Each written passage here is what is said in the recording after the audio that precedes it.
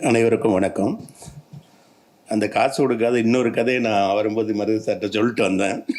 பொதுவாக அண்ணன் வைகறை அவர்களுடைய அரசியல் சமூக பங்களிப்பு ஒரு குறுகிய வட்டத்துக்குள் தான் அறியப்பட்டிருக்கிறது என்கிற வருத்தம் எனக்கு எப்போதும் உண்டு.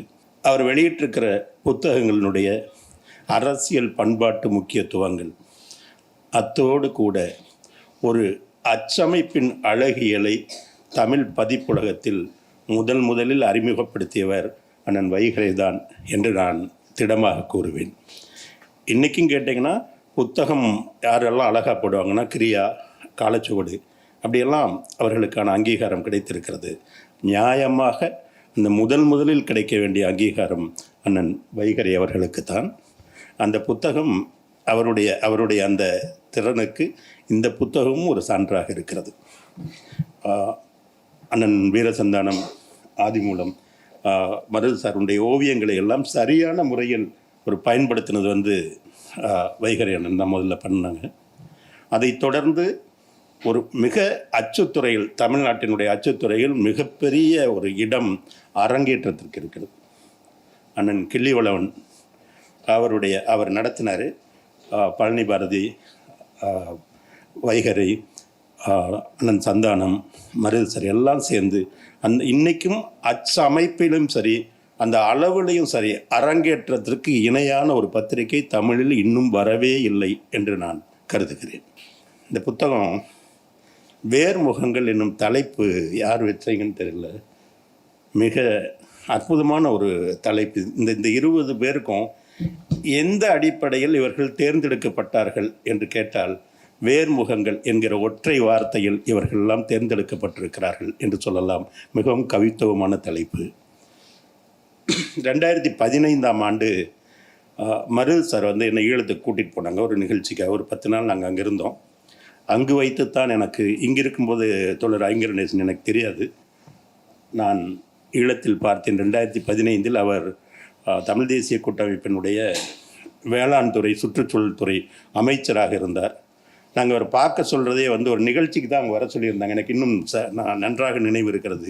அது பனை மரங்களினுடைய மதிப்பு கூட்டப்பட்ட பொருட்களுடைய விற்பனையை பெருக்குவதற்கான ஒரு கூட்டம் அங்கே நடந்தது. அதுக்கு தான் போயிருந்தோம். அங்கே அந்த பதநீர், பனை சார்ந்த அத்தனை பொருட்களையும் எங்களுக்கு கொடுத்தாங்க. அவருடைய இன்னொரு முகமாக இந்த நேர்காணல் புத்தகம், தோழர் ஆய்வாளர்கள்லாம் இந்த புத்தகத்தை ஆராய்ந்து சொன்ன பிறகு நான் ஒரு ஓய்வாளர் இதை பற்றி சொல்கிறது சரியாக இருக்காது. எனக்கு என்னென்னா, இதில் மிக அற்புதமான ஒரு மொழி தோழர் ஐங்கரநேசனுக்கு இருக்கிறது. அவர் ஒரு அறிமுகத்தில் எழுதுகிறாரு, அதை மட்டும் நான் படிக்கிறேன். அவர் பேசலைன்னு பேச மாட்டார்னு சொன்னீங்களா, அவர் பேசியிருக்கிறத சொல்கிறேன் நான். காலப்பெருவெளியில் வீசுகின்ற வரலாற்று சூறாவளிகள் சில வேளைகளில் மனிதர்களை வேரோடு பெயர்த்து தூர வீசிவிடுகின்றன. இவர்களில் பலர் புதிய சூழலில் தாக்குப்பிடிக்க முடியாது கிளையுடைந்த மரங்கள் போல் மனதுடைந்து உதிர்ந்து போகிறார்கள். சிலர் புதிய சூழலின் சவால்களை எதிர்கொண்டு வேர்விட்டு கிளை பரப்பி விருட்சமாகிறார்கள். சிலர் உறங்கு நிலையில் தாக்குப்பிடித்து மீளவும் சொந்த மண்ணில் வேரூன்றுகிறார்கள். இந்த நியதிக்கு நானும் விதிவிலக்கல்ல என்று இந்த நூலினுடைய பேசும் முகமாக அவர் சொல்லியிருக்கிறார். இந்த மொழி இருக்கிற ஒரு காலம் பிடுங்கி போட்டது, அது மிக அற்புதமான ஒரு கவித்துவம் அவர்கிட்ட இருக்கு.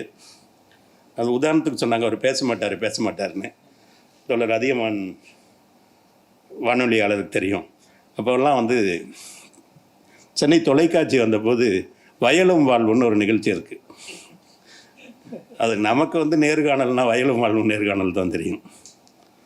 அப்போ நேர்காணல் நடத்துகிற சொல்வார், இந்த வாரம் நம்ம பார்க்க போகிறது என்னென்னா, வயலில் இருக்கிற எலித்தொல்லைகளை அழிப்பதற்காக எலிகளை எப்படி இங்கே ஒழித்து இந்த வேளாண்மையை பெருக்கிறதுங்கிறத பற்றி இந்த எலி ஒழிப்பு நிபுணரை பேச வந்திருக்காங்க. அவரோட தான் நம்ம பேச போகிறோம். இப்போது நீங்கள் இந்த எலிகளை எப்படி ஒழிக்கலான்னு, அதாவதுங்க, முதல்ல எலி வயலில் எலிகள் எங்கே இருக்கிறது என்பதை நாம் கண்டுபிடித்து அதை இருக்கிற இடத்த தெரிஞ்சுக்கிட்டு அதை பண்ணணும், அப்படி தானே சொல்லி. ஆமாங்க. அப்புறம் அந்த எலியெல்லாம் எப்படி கொள்வது, அதை பிடிச்சி, அதாவது அதுக்குரிய மருந்துகளை வச்சு அந்த பக்கத்தில் எலி வர்ற இடத்துல வச்சா எலியெல்லாம் அதை சாப்பிட்டு செத்து போயிடும், அப்படி தாங்க. ஆமாங்க ஆமாங்க மட்டும்தான் அவர் சொல்கிறது, எல்லாத்தையும் இவர் சொல்லுவார். அப்படி இல்லை, நாம் பார்த்த நேர்காணல் அதுதான். அதான் அதான் அதான் ஆமாங்க போடுறது தான். நம்ம வந்து எந்த துறையில் வேணாலும் உரையாற்ற போகலாம், ஏன்னா எல்லாத்தையும் அவர் பேசி ராமன் சொல்ல தெரிஞ்சால் போதும். அப்படி இல்லாமல் இந்த நேர்காணல் அமைந்திருக்கிறது என்று சொன்னார்கள். நான் இதில் வந்து ஒரே ஒரு செய்தியை மட்டும் சொல்லணும்னு நினைக்கிறேன். விருதுகளை பற்றி எங்களுடைய இயக்குனர், நம்முடைய இயக்குனர் பாரதிராஜா அவர்களிடம் அவர் கேட்டிருக்கார். விருதுகளை பற்றி நீங்கள் என்ன நினைக்கிறீர்கள்னு கேட்குறாங்க. அவர் சொல்கிறாரு, விருதுகளின் மீது எனக்கு எப்பவுமே பெரிய மரியாதையெல்லாம் இருந்தது கிடையாது. ஒவ்வொரு ஆட்சி வரும்போதும் அந்த விருதினுடைய தகுதி மாறிக்கிட்டே இருக்கும். அந்தந்த ஆட்சிக்கு தகுந்த மாதிரி இருக்கிறவங்களை கொடுப்பாங்க. அந்த அமைச்சகத்தில் இருப்பவர்கள் அவருடைய மாநிலத்தை கொடுக்கணும்னு நினைப்பாங்க.